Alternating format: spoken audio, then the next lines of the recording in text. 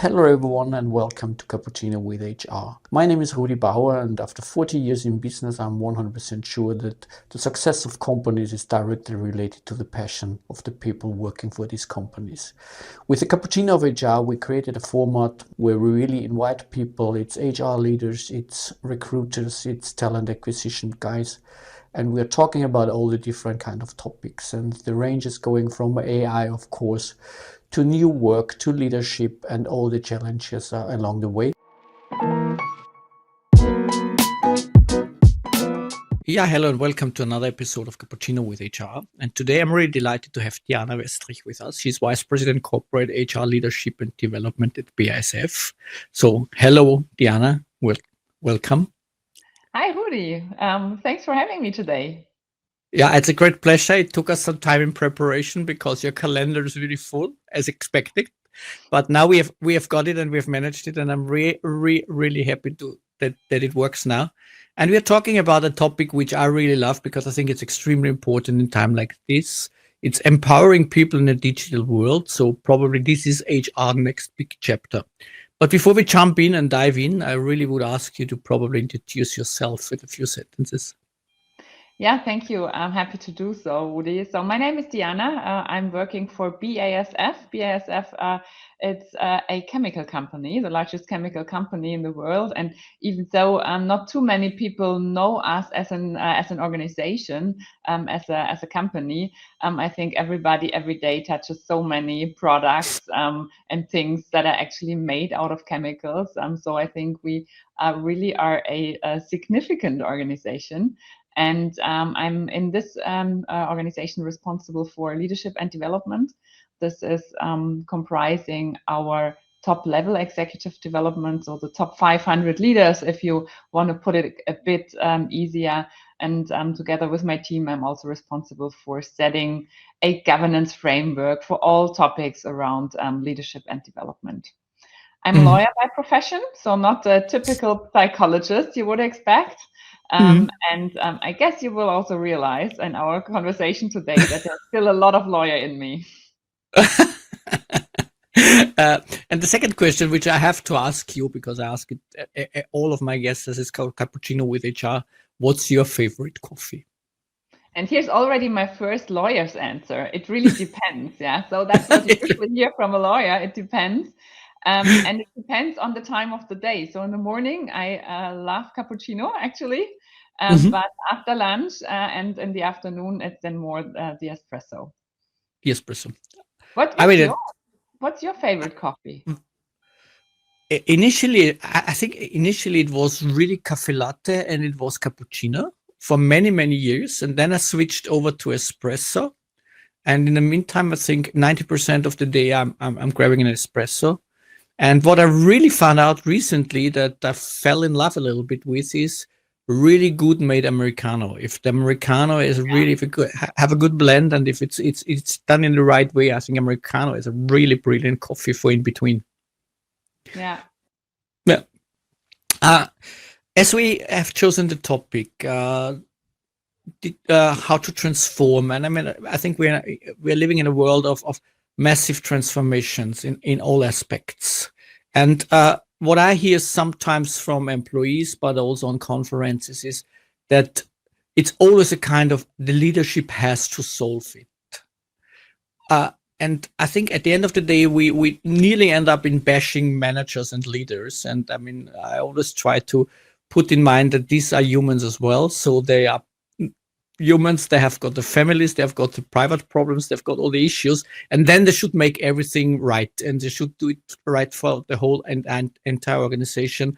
But also they are in transition and transformation processes, and they also have to understand what's going on. What is your take on that? Coming with all your experience, with all what you see in your daily life, what's your take on that? I think it's twofold. On one hand, I'm with you. There's probably a lot of pressure on all our leaders. There are a lot of expectations allocated to being a leader. So you could argue, as you also said, they are also humans. Yeah, can they really manage? On the other hand, I must say, you choose to be a leader. Yeah, you choose to be a leader, and you choose to take on this responsibility. And so I'm convinced when you take this decision, you also have to stand that a certain expectation is allocated. Yeah. So yeah, it's true. And what's also true, and I think that adds a bit of a different flavor to this discussion, is I'm fully with you. Leaders are humans as well, and that also means that they are learning and growing. Yeah, so they also cannot know everything. They don't know everything, and that's probably the starting point for good leadership, to also be aware that you don't know everything. And I mean, if we talk about transformation today, I mean, it's not only kind of AI which is driving us into a digital transformation. I think we have to face things like mental health. I mean, we don't see our daily work at the end of the day because it disappears somewhere in a cloud. It disappears somewhere in a kind of a network. So at the end of the day, I think we're all struggling a little bit as humans with the basic thing that at the end of the day we ask ourselves, "Oh my God, what have I done? What have I done the whole day today?" Because it's probably not even visible. So how do you at BASF treat this kind of multi-dimensional transformation? Because it's cultural, it's digital, it's human, and at the end of the day, I think it's more transformations going in parallel. How do you handle that, and how do you set up at BASF to train your leaders to really stand that? Yeah. Yeah, that's a good one, Rudi, because it's really multidimensional, and we are at the beginning of 2026, and we don't know how disruptive this year is going to happen. Um, so I think this, again, it's the first step to realize and to accept that it is multidimensional, and that you probably don't have everything under control. And that's, I mean, I think the starting point. That's also the starting point for us at BASF. So acknowledging that we are in a multi-crisis scenario, and that there are lots of transformations going on in parallel. I think it's very true for the chemical industry, in particular in Germany, in Europe, that we are in a huge transformation. That the customer demands are shifting, the markets are shifting. So we are in a huge transformation, and you also mentioned the digital transformation, so the impact of AI. So there's a lot going on, and people have to cope with it. How are we tackling this at BASF? I think the first piece is our culture transformation, so another transformation going on. Yeah. So we are in the midst of implementing our new company strategy. It's called the Winning Ways strategy. And as a crucial element here is the cultural transformation. We want to implement a winning culture for our organization, and this shall really be the foundation for everything to work on.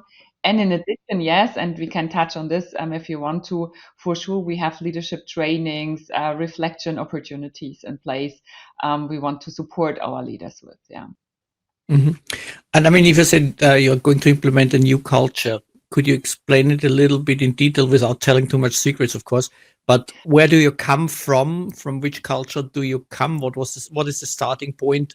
And what means winning culture at the end of the day from the mindset point of view?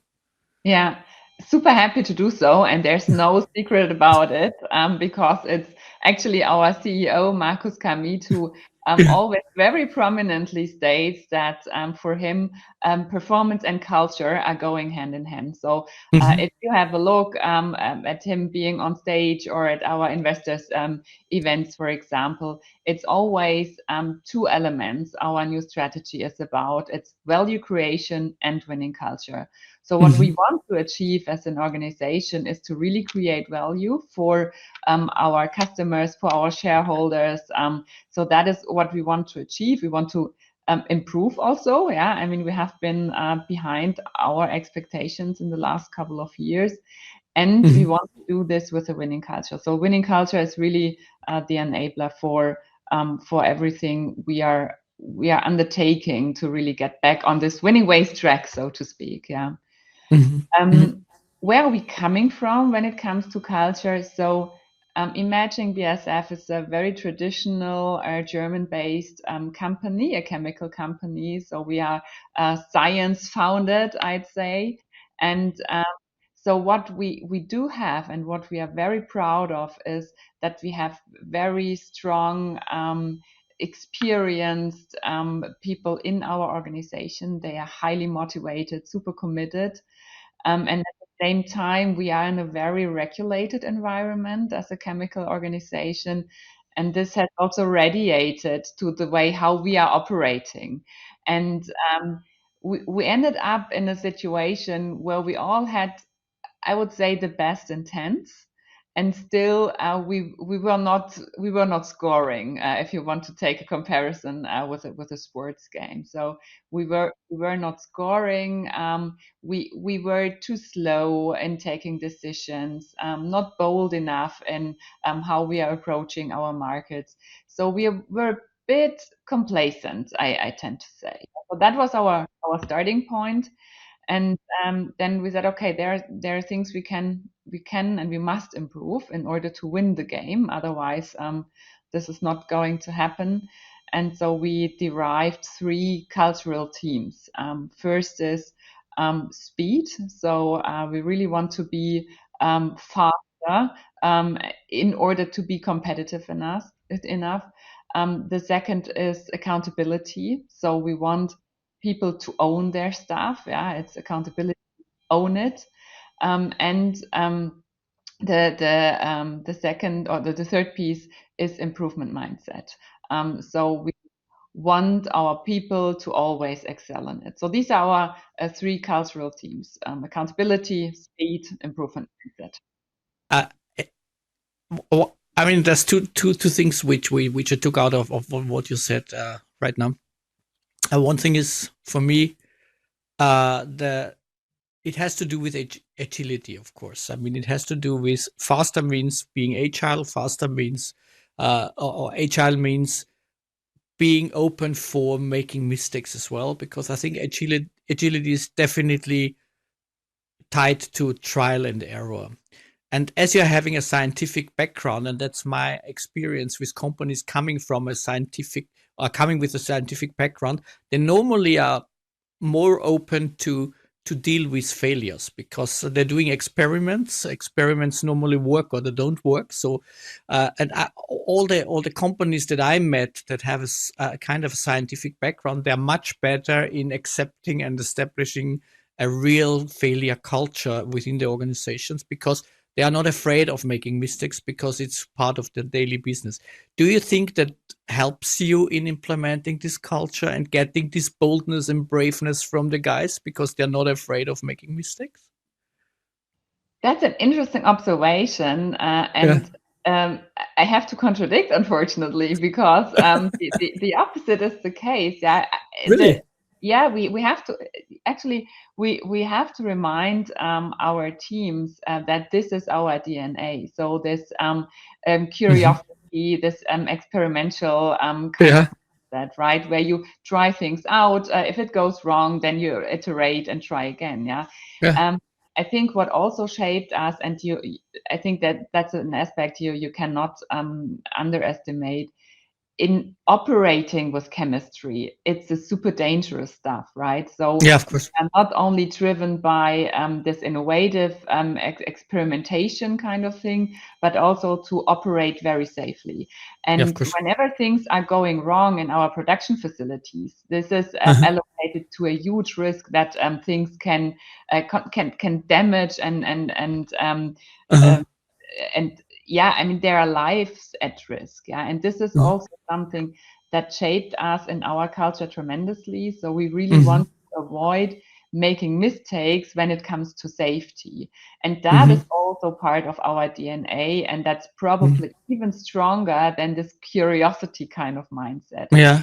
So this, to my observation, was the biggest challenge we had to and are still in process of overcoming. Uh-huh. prioritize speed over perfection. So we prioritize speed over perfection, for example, is one of our winning behaviors that we want to see in our organization. And this is probably the one winning behavior our organization is struggling most with. Yeah. If we now switch to AI, which is, I don't know how much role AI plays in your business. I'm not the expert in that, but we can talk about that, of course. If you have to describe the phase, I mean, I see different kind of companies being in different kind of phases. Some are really the kind of early adopters that try out everything, and then we have fear, and then we have a kind of fear, and then we have fear. So I think all these kind of stadiums are there. Where do you think your organization is if it comes to that? I mean, of course, it's very difficult to put it in a general picture, but where do you think, how do you treat that AI topic within BASF? Yeah. And I think, Rudi, you're absolutely right. I think BASF, I mean, we are a huge organization, yeah, operating across the world, roughly 110,000 employees. Yeah, I mean, this is too big, and also in terms of our business we are operating in, too diverse to really state where we are as an organization. I think that there the picture varies.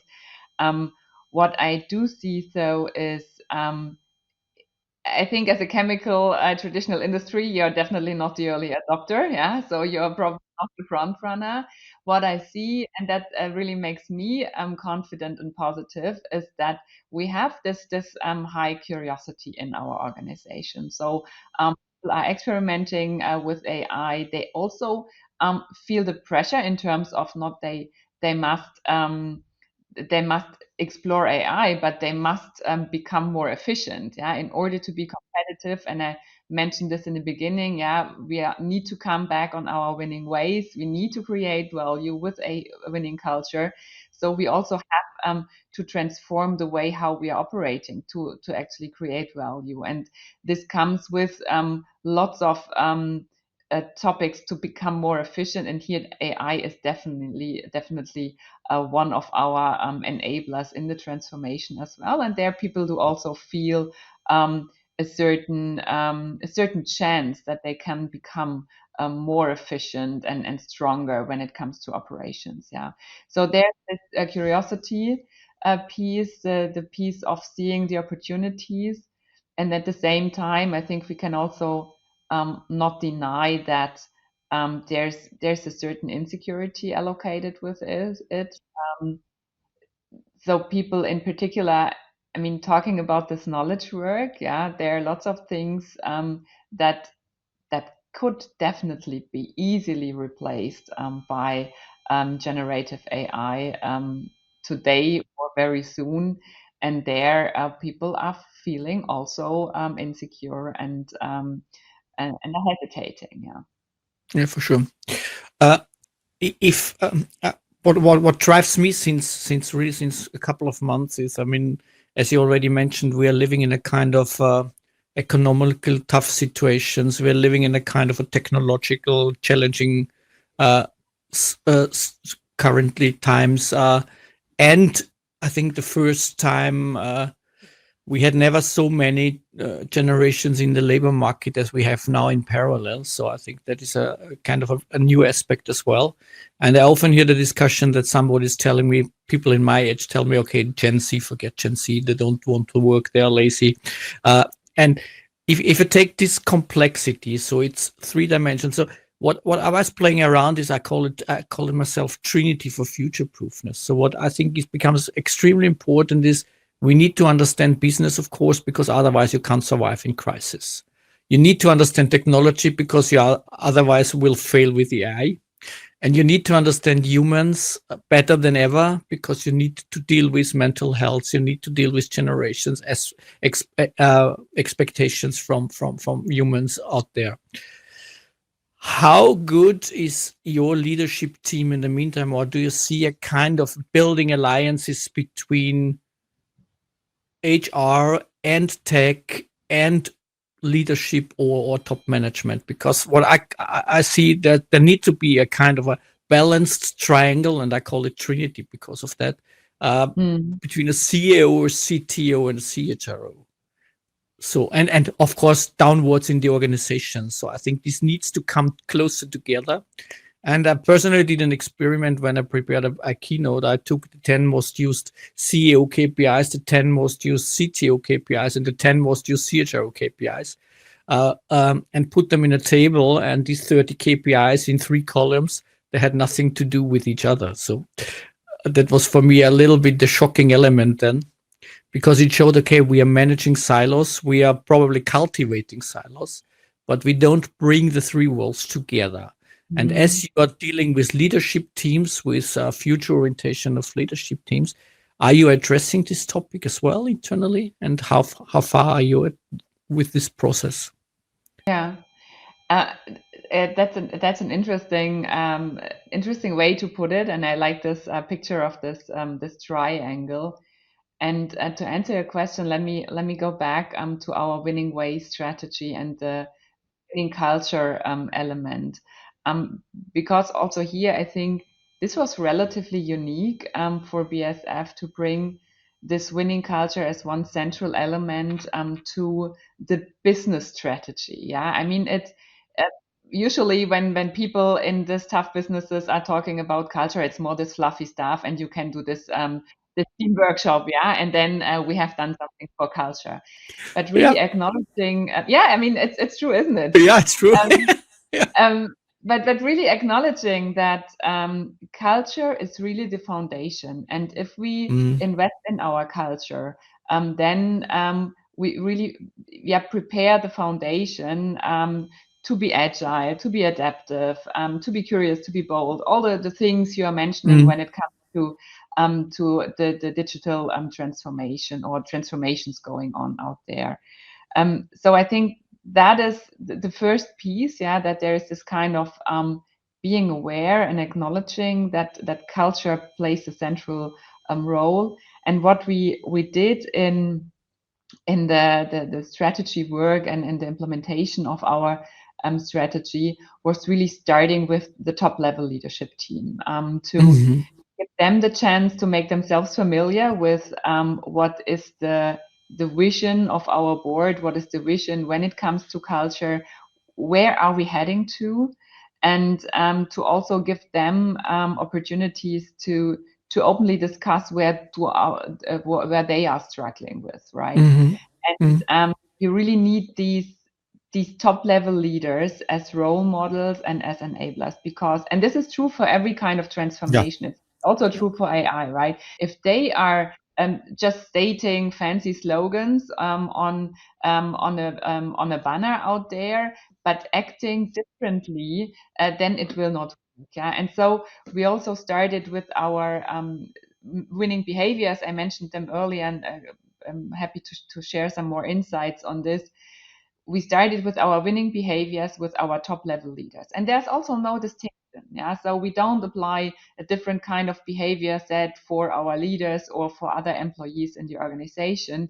There's this one set of 9 so-called winning behaviors we want to see from every person in the organization, being it our CEO, being it my level of responsibility, being it the shift worker. Yeah. So, and I think really starting from the top level and then ensuring that this is understood and lived, and people are reminding themselves every day.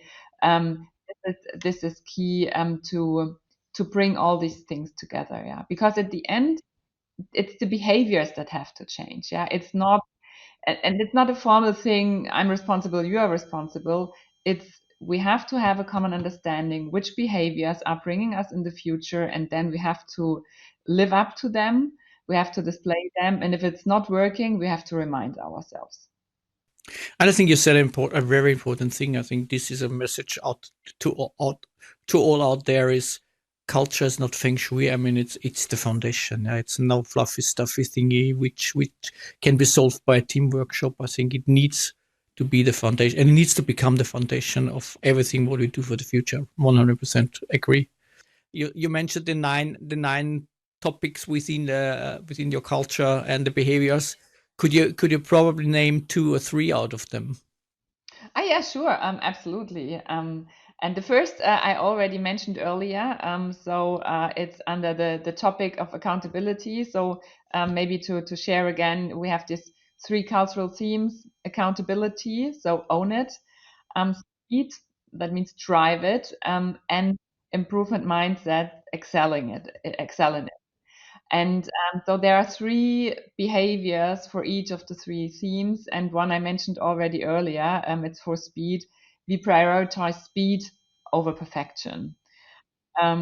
Or we focus, not do a bit of everything. I think that's super important nowadays. Yeah, you can so easily get distracted, and to really focus on what matters, to put all your emphasis on the super important things. I think that's super important.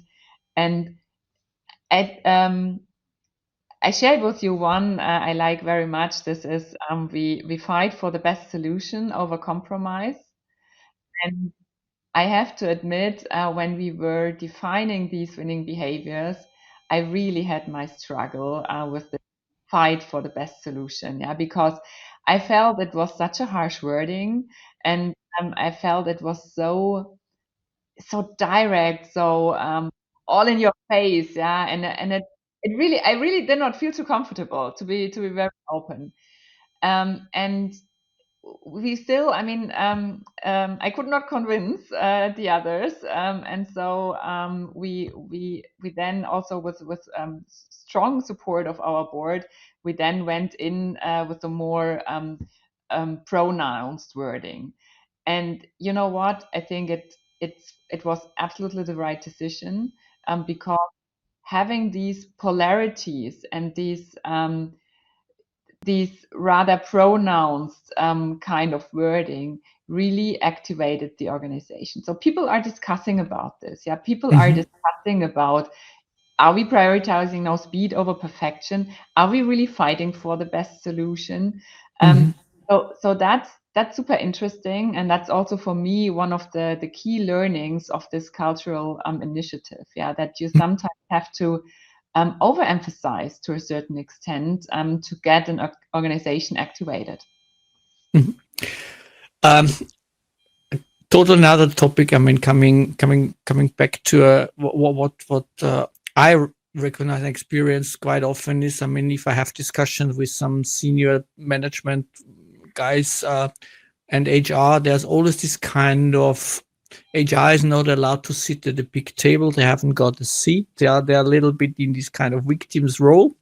Uh, how do you see the role? I mean, if you look on cultural changes, if you look on transformation, if you look on if we talk about AI, if you talk about mental health, if you talk about all this kind of complex stuff out there, how do you think important is HR?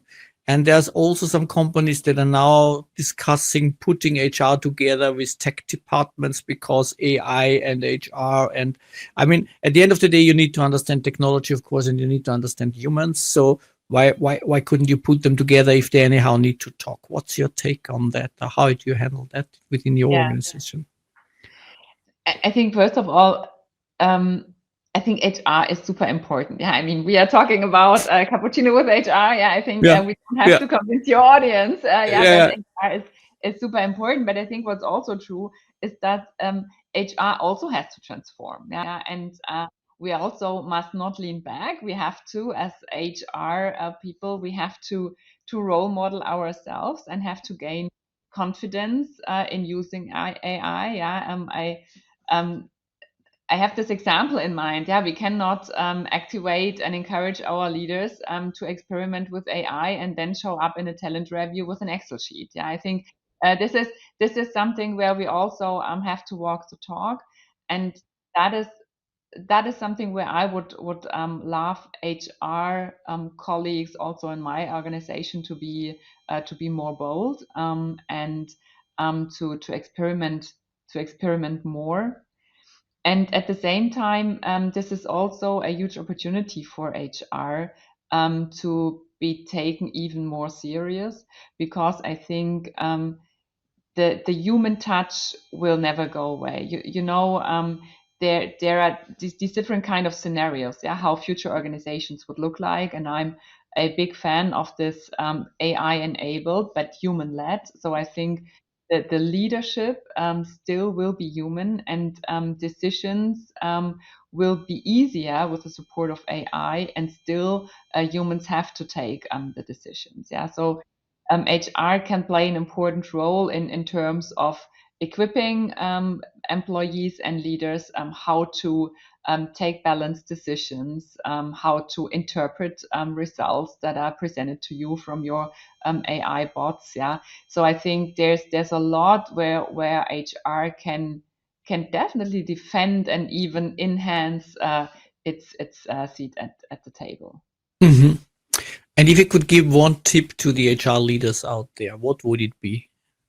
Yeah, be curious. I mean, don't don't stick with things like we have done things always that way, and Yeah. don't stick to it. Just be curious, and Mhm. be as bold as you would love all your leaders out there to be. Yeah. Yeah. I think that's already a really good one for the end, and we were coming very close to the end. I mean, that's amazing how fast time is always passing by. So I mean, it's really running.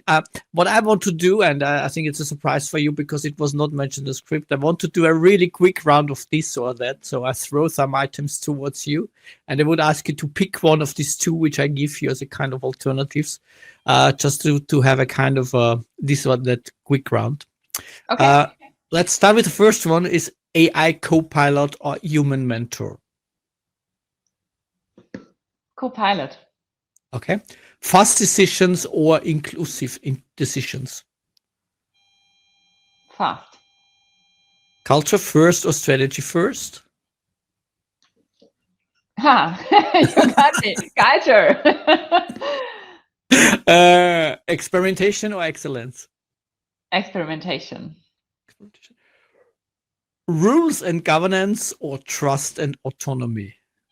Trust and autonomy. Okay. Data-driven HR or intuition-driven HR.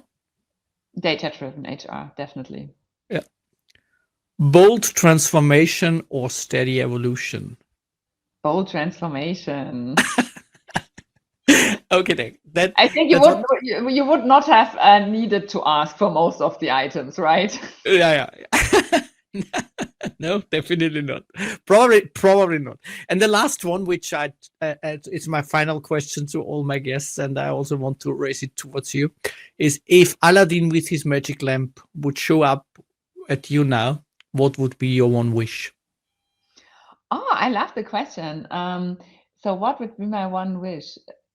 It could be a private or business related one, whatever you. Okay, I mean the private one is for sure. So health for my family and myself. So I think Mhm. that is something that's super important. And I mean we are so in our fast-paced business world. Yeah, we are so driven, and we want to have Mhm. everything under control, and we do whatever we can do in order to get our stuff done and Mhm. to shape. But if you are not healthy, then Yeah, nothing is working at all. And I think being aware that there are things we only have to a certain extent under control. yeah, So yeah, my magic wish for Aladdin would definitely be having a life that is filled with health and also joy.